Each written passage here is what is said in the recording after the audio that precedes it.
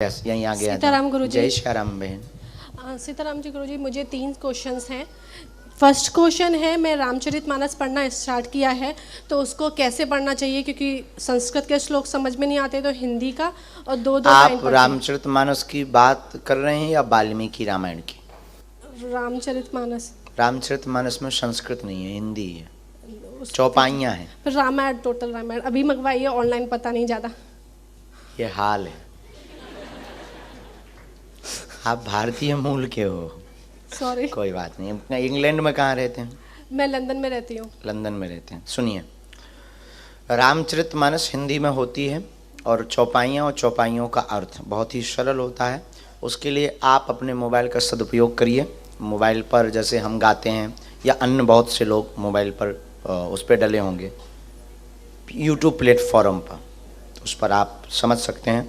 बाकी हम आपको एक अर्थ में बता देते हैं। आपके पास रामचरितमानस हम भेज रहे हैं, हम यहाँ से एक चौपाई बोलेंगे, आप पढ़ लेंगे, उसका अर्थ भी हम यहाँ से बोलेंगे तो आपको समझ आ जाएगा। दूसरा क्वेश्चन करिए, तब तक रामायण भेजिए, न तक श्री रामचरितमानस भेजिएगा।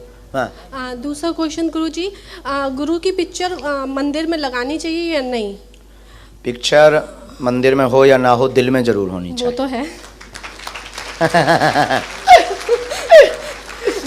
लगा सकते हैं पूजा के लिए। या जैसे एक घर का एक ही रूम का यहाँ पे होता है घर, तो मंदिर के थोड़ा सा बाहर गुरु की पिक्चर लगाइए, अंदर नहीं लगाई तो कहाँ? नहीं, अंदर भी लगा सकते। अंदर लगा सकते हैं। गुरु ब्रह्मा गुरु विष्णु गुरु देवो। मैं नहीं टच कर सकती तो अच्छा कोई बात नहीं, आप दूर से आप खोलिएगा।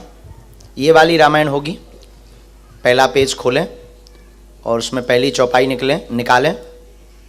बंदौ गुरुपद पदम परागा, पहली चौपाई निकालो दीपक जी, तो मैं पता जाए। कोई एक बालक पहुंच जाओ जो बंदौ गुरुपद पदम परागा की चौपाई निकाले। नहीं, ये नहीं है। उसमें हनुमान चालीसा भी है और सारी चालीसा वगैरह है उसके अंदर। ये हाँ, ये नहीं है मेरे पास। श्री रामचरितमानस। अब बहन बिटिया अगर हम पे होगी तो हम आपको पहुंचा देंगे। ठीक है गुरुजी। एक और क्वेश्चन। हाँ, साईं बाबा की फोटो पहले मैं मानती थी जब मैं राजस्थान में उदयपुर में रहती थी, तो अभी क्या करना चाहिए? उसको मैंने बाहर भी नहीं निकाला है और वो मंदिर में ही है।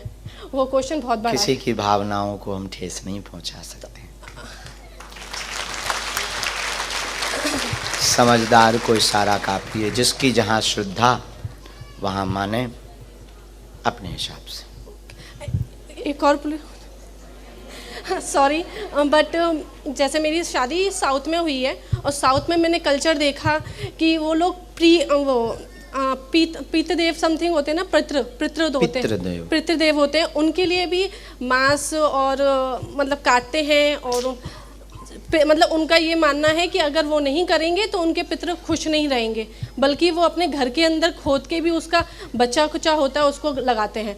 तो अब समझ में नहीं आता क्या करना चाहिए। परंपरा तो बहुत प्रकार की हैं। वैसे वो पितृ या वो देव या वो शक्ति या वो भगवान कभी भी हिंसा की बात नहीं कर सकते। दूसरों को प्राण देने की बात होती है देवताओं में, ना कि लेने की। वो मैं काफ़ी टाइम बोल चुकी हूँ लेकिन कोई नहीं मानता। उसमें ना बेटा, ना तुम उनसे बचो, उन चीज़ों से बचो। प्रणाम करो, किसी की भावनाओं को ठेस न पहुंचाओ। आप प्रणाम करो, पर आप स्वयं में भक्तिमय हैं, इसलिए हमारी बिटिया तुम बचो। आपने बुलाया था गुरुजी, पहले मेरे भाई की अर्जी लगी थी बागेश्वर में। आपने बोला था सिस्टर को बोलना आने के लिए, तो मैं आ गई।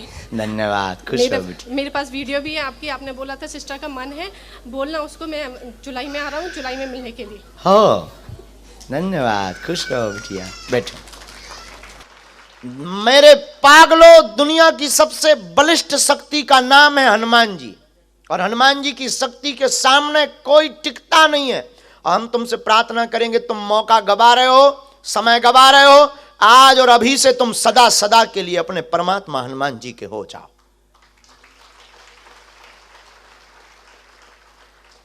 इसी पर दूसरी बात, आज के बाद या तो तुम हनुमान जी को मानना छोड़ दो, हनुमान जी का पूजन छोड़ दो, हनुमान जी का दर्शन छोड़ दो, या आज जो भी हमको सुन रहे हैं, आज के बाद हनुमान जी पर सब कुछ छोड़ दो। दो में से एक काम करो, या तो मानना छोड़ो या हनुमान जी पर या तो गुरु को मानना छोड़ो या फिर गुरु पर ही सब कुछ। दुविधा में मत रहो। तुम इसलिए पागल हो क्योंकि तुम दुविधा में हो, और तुम इसलिए परेशान हो क्योंकि तुम मानते भी हो, और तब तक कोई तुम्हें दूसरा भगवान दिखाई पड़ता है तो चमत्कार के चक्कर में तुम उसके यहां भी माथा घिसट देते हो। हम तुमसे प्रार्थना करेंगे तुम्हारे सनातन में ऐसी कोई कमी नहीं जो दूसरे मजहब में तुम्हें झांकने की जरूरत पड़े।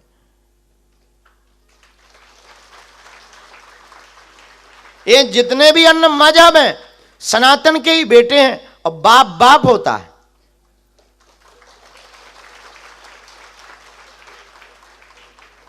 और सदा से हम एक बात बोलते आए और तुम्हें फिर से हम सदा से एक बात बोलेंगे, आज के बाद अपने मुंह को और अपने मन को सदा सदा के लिए बालाजी के चरणों में जोड़ दो।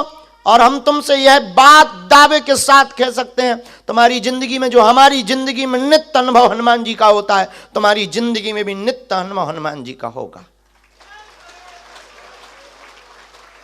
ना हो तो कहना, नित्य अनुभव आपको हनुमान जी का होगा, चाहे साकार रूप में हो अथवा निराकार रूप में हो, अथवा आपको शब्दों में अनुभव हो या आपके साथ घटित घटनाओं में अनुभव हो। ऐसी कोई गली नहीं है जहां हनुमान जी विराजमान ना हो। हनुमान जी का नाम अंजनी पुत्र पवन सुत नामा है, अब वो पवन पुत्र हैं, और पवन का मतलब हवा, अब वो हर पल श्वास के रूप में तुम्हारे साथ है। बस देखने का नजरिया होना चाहिए। तो आज के दरबार में अंतिम बात को सूत्र के रूप में प्रो करके दरबार को हम हनुमान जी के चरणों में प्रार्थना करके प्रारंभ करते हैं।